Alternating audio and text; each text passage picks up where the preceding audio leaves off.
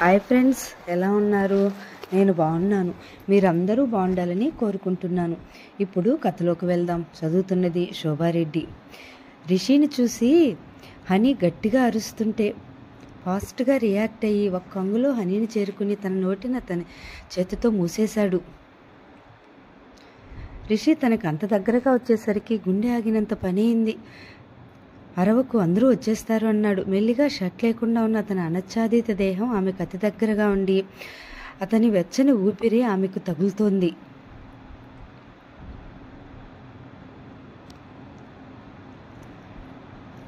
గుట్కల మింగుతూ మీనాల్లాంటి తన కళ్ళను పెద్దవి చేసి బెదురుగా చూస్తుంది. రిషి చూపులు హనీ చూపుల్లో చిక్కుకుపోగా కొన్ని క్షణాలకు తేరుకొని ఆమె మొహం నుండి కిందికి జారుతున్న రిషి చూపుని తిప్పుకొని హనీ నోటి మీద నుండి మెల్లిగా చేయి తీసేశాడు. హనీ కంగారుగా తన చీరని తీసి కప్పుకుంది. రిషి మౌనంగా డ్రెస్సింగ్ రూమ్లోకి వెళ్ళిపోయాడు. వెళ్ళిపోతున్న రిషి వైపు చూస్తూ ఉంది. తనని అలా చూడడం సిగ్గుగా అనిపించింది. తనలో తానే ముసిముసిగా నవ్వుకుంది. తను ఉన్న పొజిషన్ గుర్తొచ్చి అమ్మో మళ్ళీ ఆయన వచ్చేస్తారు, ఫాస్ట్గా కట్టుకోవాలనుకుంటూ శారీ కట్టుకుంటుంది. రిషి, నీకేమైంది? అంతమంది ఆడపిల్లల్ని కొంతమంది నీ ముందు పొట్టి పొట్టి డ్రెస్సులు వేసుకుంది, కానీ ఎప్పుడూ ఇలా ఒళ్ళు మర్చిపోయి చూడలేదు అని ఇప్పుడు నీ గురించి ఏమనుకుంటుంది? బుద్ధి లేదురా నీకు అని తనని దాన్ని తిట్టుకుంటూ షర్ట్ వేసుకుంటున్నాడు. ఎలాగోలా శారీ కట్టేసుకుని మిర్రర్లో తనని తాను చూసుకుంది. పర్లేదు, బాగానే కట్టుకున్నా అనుకుని తనని తానే భుజం మీద తట్టుకుంది. బ్లౌజ్ పట్టుకుని కాలర్లాగా ఎగరేసింది. అవును, నేను డోర్ పెట్టేశాను కదా, ఆయన లోపలికి ఎలా వచ్చాడు? ఒకవేళ నేను డోరు పెట్టకముందే వచ్చేసాడా? అంటే నేను కావాలని ఎక్స్పోజ్ చేస్తున్నాను అనుకుంటున్నాడా? కర్మ, ఏంది ఇలా జరుగుతుంది అనుకుంది. ఏంటో పిచ్చి పట్టినట్లుగా ఉంది హనీకి. ఇప్పటి నుండి జాగ్రత్తగా ఉండాలి. ఫాస్ట్గా రెడీ అయ్యి కిందికి వెళ్ళిపోయింది. కిందికి వచ్చిన హనీని చూసి ముసిముసిగా నవ్వుకుంది గీత. నేను శారీ బాగా కట్టుకోలేదా? తనని తాను చూసుకుంటూ అడిగింది. శారీ సూపర్గా కట్టుకున్నావు, కానీ ఇందాక నీ గది నుండి నీ అరుపు వినిపించింది. ఏంటి విషయం? కనుబొమ్మలు ఎగరేస్తూ కొంటిగా నవ్వుతూ అడిగింది గీత. నోరెళ్ళ పెట్టింది అని ఇక్కడ దాకా వినిపించిందా? అత్తయ్య, బల్లి మీద పడింది, అందుకే అరిచాను అంది సిగ్గుపడుతూ. ఓహో అలాగా, సరేలే నవ్వుకుంటూ కాఫీ కలుపుతూ అంది. రిషి కిందికి రావడం చూసి మీ ఆయనకి కాఫీ ఇచ్చిరా? కాఫీ కప్పు హనీకి అందించింది. రిషికి ఎదురుపడాలంటే ఏదోగా అనిపించింది హనీకి. మొహం ఎలానో పెట్టి మెల్లిగా రిషి దగ్గరికి వెళ్ళి కాఫీ తీసుకోండి అంది అతను ముందు పెట్టి. రిషి తలెత్తి చూడగా తననే చూస్తున్న హనీ కళ్ళల్లో అతని కళ్ళు కలిశాయి. తడబడి వెంటనే చూపు తిప్పేసుకుని కాఫీ కప్ తీసుకుని ఫోన్లో తలదూర్చి సిప్ చేస్తున్నాడు. వదినా, నాకు కాఫీ, రిషి పక్కన కూర్చుంటూ అడిగాడు. తరుణ్ నవ్వుతూ తల ఆడించి కిచెన్లోకి వెళ్ళింది.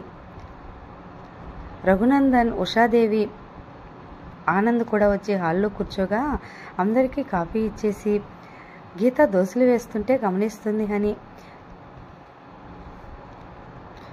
పని మనిషి ఇవన్నీ డైనింగ్ టేబుల్ మీద పెట్టేసింది. ప్రిపేర్ చేసిన దోశలు, ఇడ్లీ, చట్నీ అందించేసి హనీ కాఫీ ఇచ్చి తాను తాగుతుంది గీత.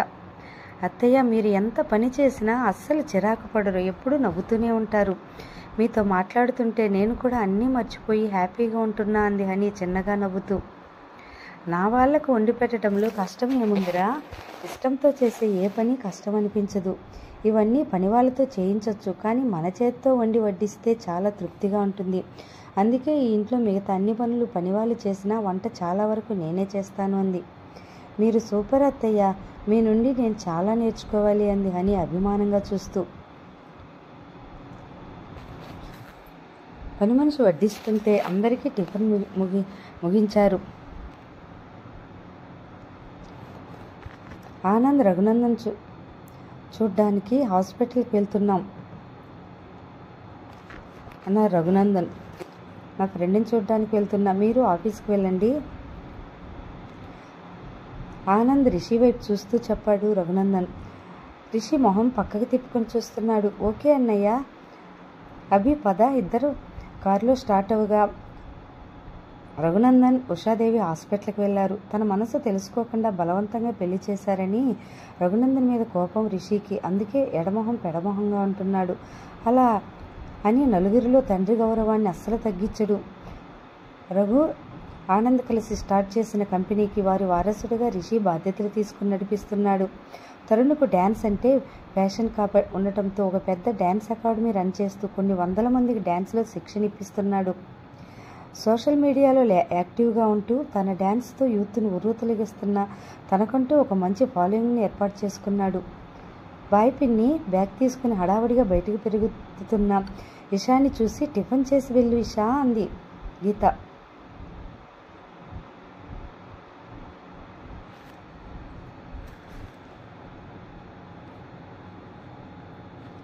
రే అన్నయ్య, త్వరగా రారా, క్యాంటీన్లో తింటాలే. వస్తున్నా. Bye ma'am. బాయ్ వదిన. ఇషాని తీసుకుని బైక్పై వెళ్ళిపోయాడు Tarun. Isha MBA first year. తనని కాలేజీలో డ్రాప్ చేసి తన డ్యాన్స్ అకాడమీకి వెళ్ళిపోయాడు తరుణ్. లోపలికి వస్తున్న ఇషాని చూసి, రే సిద్ధు, నీ పిల్ల వస్తుందిరా అన్నాడు సిద్ధు ఫ్రెండ్. మెట్లపై కూర్చుని ఫ్రెండ్స్తో బాతాకాని కొడుతున్న సిద్ధార్థ్ ఈల వేస్తూ ఇషాకి ఎదురు వచ్చాడు. హాయ్ ఇషా అని పల్లికిలిస్తూ చెప్తుంటే పట్టించుకోకుండా వెళ్ళిపోయింది ఫాస్ట్గా. తన అడ్డుగా నిలబడ్డాడు. మాట్లాడుతున్నా వెళ్ళిపోతున్నావంటే సీనియర్స్ అంటే లెక్కలేదా? తినేసేలా చూస్తూ, నీలాంటి వెధవలకు రెస్పెక్ట్ ఇవ్వాల్సిన అవసరం నాకు లేదంది ఇషా. నీ బిహేవియర్ చేంజ్ చేసుకో, అప్పుడు నువ్వు అడుక్కోకపోయినా రెస్పెక్ట్ ఇస్తా. అడ్డు తప్పుకో అంది చిరాగ్గా చూస్తూ.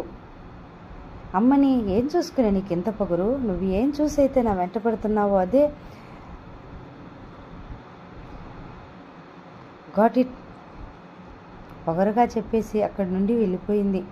ఇషా మాటలకు సిద్ధు ఫ్రెండ్స్ వాళ్ళల్లో వాళ్ళే నవ్వుకుంటుంటే కోపంగా చూశాడు. ఎందుకురా తన వెంటబడి నీ ఇదో పోగొట్టుకుంటావు అన్న తన ఫ్రెండ్ కాలర్ పట్టుకుని విసురుగా నెట్టేసి, నాకు ఇజ్జత్ పోయినా పర్లేదు, దాని వెంట పడడం మానను. కోపంగా బయటికి వెళ్ళిపోయాడు సిద్ధార్థ. అతని ఫ్రెండ్స్ అంతా ఇలాగే చూస్తూ ఉండిపోయారు. రే నిఖిల్, ఈరోజు మనసేం బాగాలేదురా, పద పబ్బుకి వెళ్దాం నిఖిల్ ల్యాప్టాప్ క్లోజ్ చేస్తూ అన్నాడు అభి. ఓకేరా. ఇద్దరు కారులో పబ్బుకి వెళ్ళారు. డ్రింక్ ఆర్డర్ చేసి టేబుల్ దగ్గర కూర్చున్నారు. స్ట్రెస్గా ఉన్న అభి మొహాన్ని తదేకంగా చూస్తూ, ఏంట్రా నీ కాలేజ్ మేట్ వర్షగాని గుర్తొచ్చిందా అడిగాడు నిఖిల్. రిషి విరక్తిగా నవ్వి, మర్చిపోతేనే కదరా గుర్తుకు రావడానికి అన్నాడు బాధగా. నిఖిల్ చిన్నగా నిట్టూరుతూ, వర్షకు నిజం చెప్పడం మంచిదిరా, లేట్ చేసిన కొద్దీ ప్రాబ్లం అవుతుంది. రిషి సైలెంట్గా డ్రింక్ చేస్తున్నాడు. ఇంకేం మాట్లాడకుండా నిఖిల్ కూడా కామ్గా ఉన్నాడు. నీకేం తక్కువ చేశానురా, నువ్వు కాదని దాన్ని పెళ్లి చేసుకుంటున్నావు? ఎవరో మాటలు వినబడి రిషి నిఖిల్ తల పక్కకి తిప్పి చూశారు. ఒక అబ్బాయి ఎదురుగా నిలబడి అతన్ని నిలదీస్తున్న అమ్మాయి.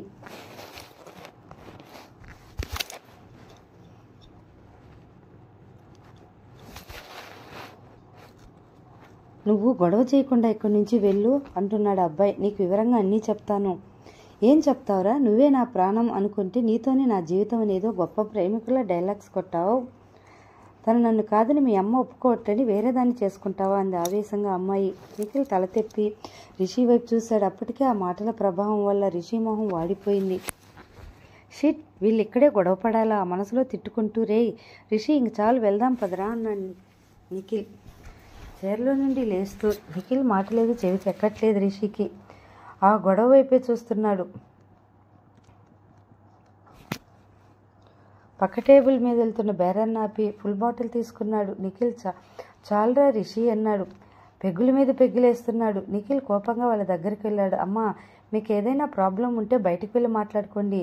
మా మైండ్ దొబ్బి ప్రశాంతంగా తాగడానికి వస్తే మైండ్ మొత్తం డిస్టర్బ్ చేస్తున్నారు. వెళ్ళండమ్మా. నిఖిల్ చేతులెత్తి దండం పెట్టడంతో అమ్మాయిని తీసుకుని బయటికి వెళ్ళిపోయాడు అతను.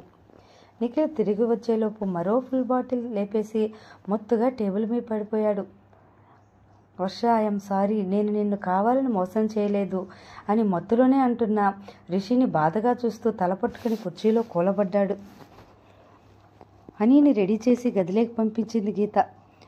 సునంద ఫోన్ చేయడంతో బయట నిలబడి బాల్కనీలో ఫోన్ మాట్లాడుతూ ఉంది. హాల్లో కూర్చుని మాటిమాటికి బయట డోర్ వైపు చూస్తున్న గీతను గమనించి తన దగ్గరకు వచ్చాడు ఆనంద్. ఏమైంది గీత, గదిలోకి రాకండి, ఎక్కడ కూర్చున్నావు అడిగాడు ఆనంద్ తన పక్కన కూర్చుంటూ. రిషి ఇంకా రాలేదండి, తన కోసమే చూస్తున్నా. నిఖిల్తో కలిసి బయటకు వెళ్ళాడు, వస్తూ ఉంటాడులే, పద వెళ్దాం. గీతను తీసుకుని గదిలోకి వెళ్ళాడు. గడ్డంకెం చెయ్యానించుకుని టేబుల్ మీద తలపెట్టి పడిపోయిన రిషిని చూస్తూ ఉన్నాడు నిఖిల్. ఫస్ట్ టైం రా నువ్వు కంట్రోల్ తప్పడం. నిన్ను ఈ అవతారంలో చూసి అంకుల్ ఎంత గొడవ చేస్తాడో ఏంటో. గట్టిగా నిట్టూర్పు విడిచి రిషిని తీసుకెళ్లి కారులో కూర్చోబెట్టి స్టార్ట్ చేశాడు. రిషి కోసమే ఎదురు చూస్తున్న ఉషాదేవి, గీత, ఆనంద్ కారు సౌండ్ వినపడి గది నుండి బయటకొచ్చారు. నిఖిల్ రిషిని తీసుకురావడం చూసి కంగారుగా దగ్గరికెళ్లారు. నిఖిల్, రిషికి ఏమైంది అడిగింది ఉషాదేవి ఆందోళనగా. ఈరోజు కొంచెం ఎక్కువ తాగేశాడాంటీ అన్నాడు నిఖిల్ మెల్లిగా. ఇదంతా ఈ దిక్కుమాలని పెళ్లి చేసుకోవడం వల్ల. ఉషాదేవి కళ్ళల్లో నీళ్లు తిరిగాయి. నిఖిల్, రిషిని పైకి తీసుకెళ్ళు ఆనంద్ అనడంతో నిఖిల్ పైకి తీసుకెళ్లిపోయాడు. ఉషాదేవి ఏడ్చుకుంటూ తన గదిలోకి వెళ్ళగా గీత, ఆనంద్ బాధగా చూస్తున్నారు. నిఖిల్ డోర్ కొట్టడంతో నిద్రలో నుండి మేలుకుని డోర్ ఓపెన్ చేసిన హనీ రిషిని చూసి షాక్ అయింది. నిఖిల్, ఏమైంది ఈయనకు అడిగింది ఆందోళనగా. కొంచెం మందు ఎక్కువైంది, లోపలికి తీసుకెళ్లి బెడ్ పై పడుకోబెట్టాడు. ఆందోళనగా చూస్తున్న హనీ వైపు చూస్తూ, డోంట్ వర్రీ, మార్నింగ్ వరకు సెట్ అయిపోతాడు చెప్పేసి కిందికెళ్ళిపోయాడు. గీత, ఆనందులకు బాయ్ చెప్పి వెళ్ళిపోగా తన గదిలోకి వెళ్ళిపోయారు ఇద్దరు. మత్తులో అదమరిచి నిద్రపోతున్న రిషి షూస్ విప్పేసి బెడ్షీట్ కప్పి పక్కనే కూర్చుంది. అని ఇదంతా నా వల్లనే కదా, నన్ను పెళ్లి చేసుకోవడం వల్లే కదా